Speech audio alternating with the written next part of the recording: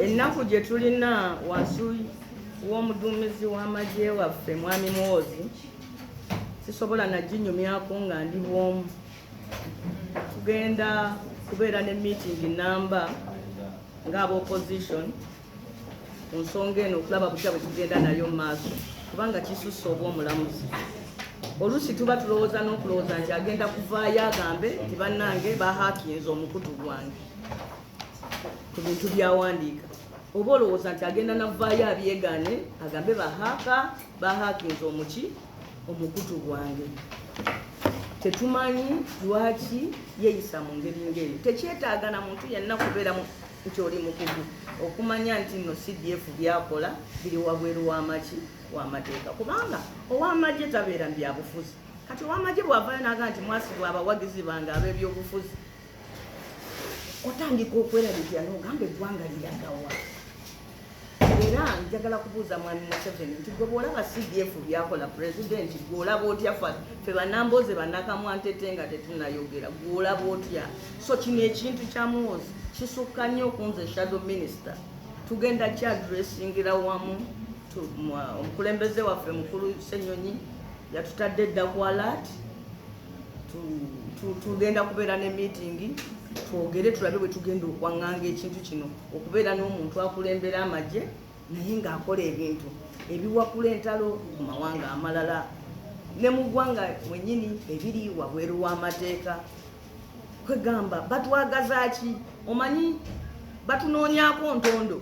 Muhoozi otunoonyako ntondo tukugambeko olyoka ogambe nti tukugambyeko. Oba naye ajjika mu kyasomye. Muhoozi yayingira amagye nga weerodiyo bamukaka bukasi. Nze naliwo yali yagenze bya busuubuzi ne sali musale Museveni n'amukako yingira amagye nowanda akola ebyo.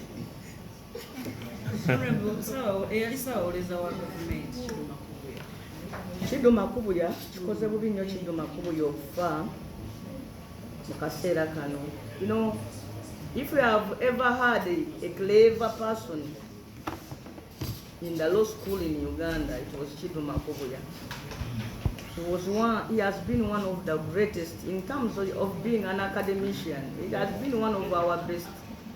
He wrote books. For some of us who have ever been, for anybody who has ever been in a law school, even for one day, the name Makubuya is so prominent. So it is so sad that he has passed away.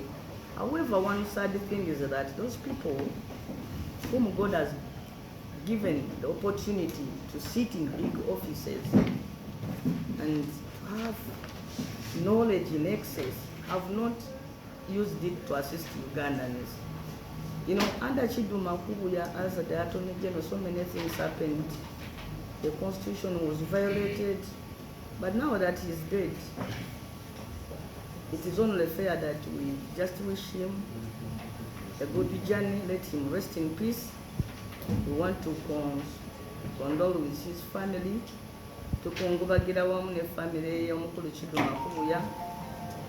In fact, Kiddo Makubuya okufa nga netamala emirundi twakamuziika, bombi abo balaga abaana ba Buganda abagezi, naye nga amagezi gaabwe gavumenti eno egakozesezza bubi.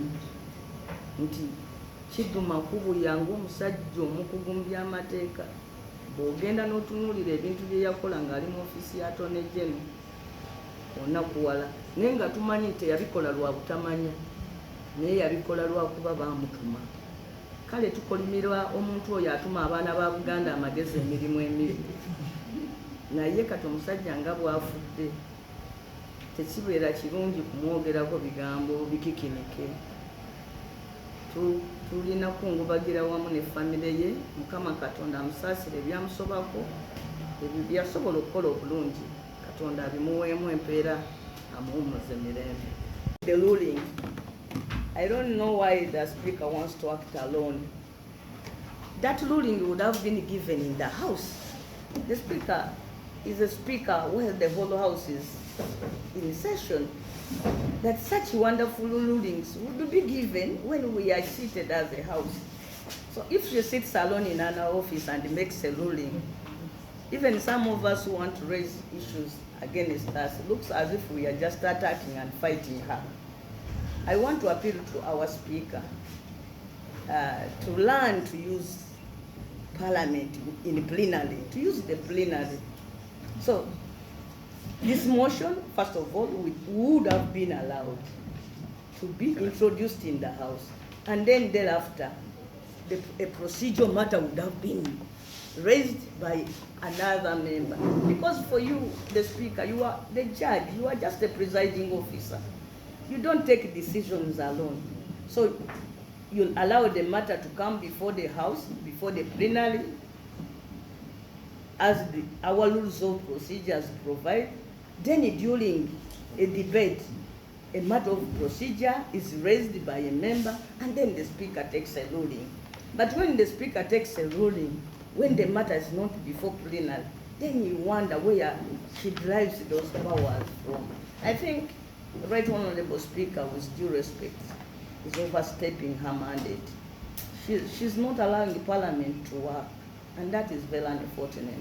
For some of us who have been here much longer than some of them, including the speakers themselves, we feel sad that the 11th Parliament shall be judged harshly just because of such, why that insecurity? Allow the matter to come before Parliament, then a member raises this as a procedural matter, and then you as the presiding officer, you make a ruling. It looks more beautiful than sitting in your office alone and authoring a letter to disallow a motion.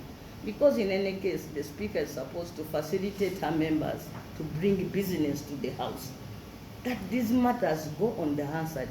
If we had discussed this matter as a matter of national importance, the first date was raised, we would be through with it already. But the more we try to disallow, the more we force it out of our way, the more it imposes itself on us. We cannot allow such a thing to be said against Parliament and we don't say anything. It is so sad. Already people are demonstrating against the Parliament. We are becoming endangered because of her conduct. So for me, I want to encourage my sister, the Right Honourable Speaker, that she should feel more secure than she's currently doing. Allow business to come to House. She has authority and powers to make these decisions, but in plenary, without us MPs sitting with her, she's not a speaker. She's a speaker because of us. So why do you really want to put parliamentary work? You want parliamentary work to be done in your office as an individual? That is very unfair. Let the matter come to Parliament and let a member, one or two, raise this as a matter of procedure. We get arguments for or and against proceeding with this matter after a court ruling. Then she takes a ruling. Mfula Speaker, fe babaka be aba Parliament. Buli Parliament lwetula amaanyi ge wegeeyongera. Era mu mateeka yeye yali badde asinga n'okuba ng'ayagala ffe tuleetenga ebiteeso bingi. Kakati ku kino saagala na kugenda mu nsalawo ye oba kituufu ogenda mu maaso n'okuteesa ku musango nga gwawuliddwako mu kooti oba nedda. Kye njagala okugamba nti okusalawo okwo tekwalijjidde mu bbaluwa. Ensonga eno yali girese nejja mu Parliament ng'amateeka gaffe bwe galagira. Ne wabaawo bammemba ne baleeta ensonga nti ye Speaker, ensonga eno gye tuteesa kubanga ye Speaker kisuubirwa nti talina kyamanyi. Kati kyagamba kooti bwe yasaze omusango yamuwandiikidde nti twasaze eno omusango toguteesaako. Yakitegedde atya? Mu mateeka Speaker aba talina kyamanyi okutuusa nga kimaze omubuulirwa. Kubanga nze ne gye baasalira omusango bamwe mwalabako ani yayimirira mu kaguli era wana ne bamuwozesa nze saabiwulira nako. Na bino byempulira mpulira byambu.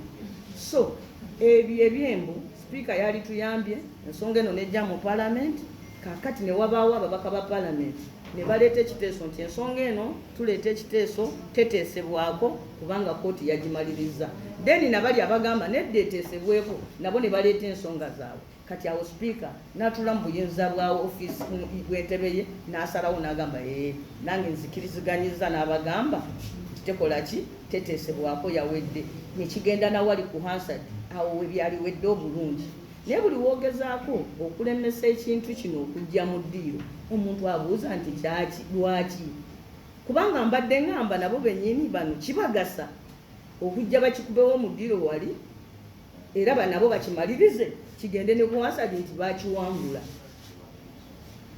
n'abaana abalijja mirembe bagambe nti ensonga eno yaggwa bulungi mu kooti yaliyo ne mu paalamenti neggwa era ababaka bonna awatali kwesalawo ne bakkiriza nti kooti omusango yali agusaze ng'ate ne byesaze bye by'amazima tugende maaso because wano waliwo nze nganze nakafuna enyinyonnyola bbiri waliwo bannamateeka abagamba nti nedda ebintu wadde bibadde mu kooti bino ebiri mu paalamenti byanjawulo kubiri mu kooti ne wabaawo bannamateeka abagamba nti nedda nga we byawedde mu kooti byawedde kakati awo sipiika watulira wali mu ntebe ye n'awuliriza enjuyi zombi n'alyoka asalawo naye okusalirangawo mu ofiisi ye atuleetera okukemebwa tugende tumwanukule ate agambe nti nno kubanga abaganda ffe tugamba nti ssemukulu akusoose kibi nti abaana ba leero omuntu omukulu amala okukolako omusango bw'omugambako n'atandika okwekokola mbu abaana ba leero tebatya baki bakulu kati atutwala mu kukemebwa okwokupima bye yakoze tulyoke tubyogereko nti oba birungi oba bibi abantu nganze abaluddeko wano eno kubanga nina omukisa nti nze najja wano nga sipiika tannajjawo wadde namusookawo emyezi mitono naye at least natuukawo nga tannatuukawo paalamenti eba yakitiibwa nnyo nga ebyonna byesalawo ebisala ababaka batudde ne babikubaganyako ebirowoozo mu nkola eya demokulasiya bw'otunuulira constitution akawaliro namba 79 kagamba nti paalamenti omulimu gwayo omukulu kwe kukakasa nti Uganda efugibwa mu nkola eyaki eya demokulasiya kakati paalamenti ye eneeraba etya nga eggwanga lifugibwa mu demokulasiya ng'ate yo teyeefuga mu demokulasiya owulira abakomishoni bagamba tebakyatuula bakomiti chairpersons abaali tudde okukola order paper bagamba tetukyatuula kakati ani atuula kati ate ne plenary nayo buli bizinensi ejja nti nedda eyo njigaanyi eyo sijja jjikiriza mu hausi yange bannange nono mujjeewo olumu siri ku mikutu gyammwe bannamawulire ate nono mujjeewo olumu abuuza bebekulu byakwogeddeko